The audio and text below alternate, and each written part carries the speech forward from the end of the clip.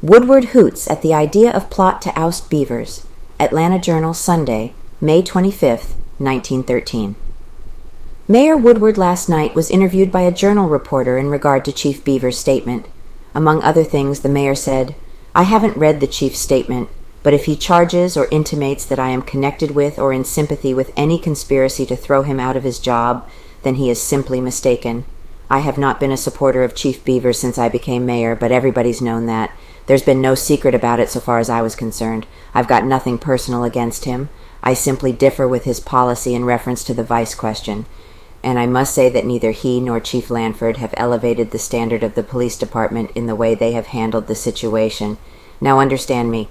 I don't want to get into any controversy with Chief Beavers. As I said, I've got nothing against him personally at all, and I have not hampered him or interfered with him in his management of that police department and don't intend to. As for conspiracy, which you say he speaks of, there is no such thing so far as I know. I think about the conspiracy that exists is what Lanford and his detectives have tried to create. It looks like the detectives fixed up what they thought was a nice little trap and then went to work to catch everybody they had it in, for myself included. Of course, if I had it to do over again, I probably wouldn't go to the Williams house. I shouldn't have gone when I did, I reckon, but should have made them see me in my office if they had anything in the way of graft evidence. But I went, and there was absolutely nothing said by me that I am ashamed of or want to conceal from the public. Dictagraph's no good. This much I will say, though, and that is, if the dictagraph record purporting to show what was said is a fair sample of the dictagraph, then it is one of the biggest fakes that ever came down the pike.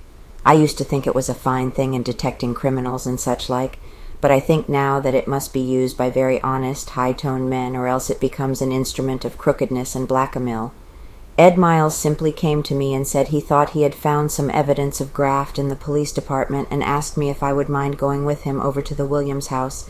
I couldn't go right then, but went over later. My motive was simply this, and no more.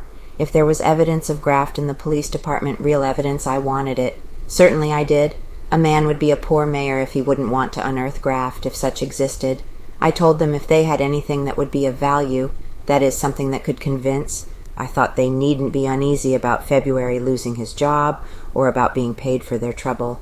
And by that I didn't mean they'd be paid in a way that was improper. That was all there was to it. They promised to deliver the goods, but I never heard from them any more.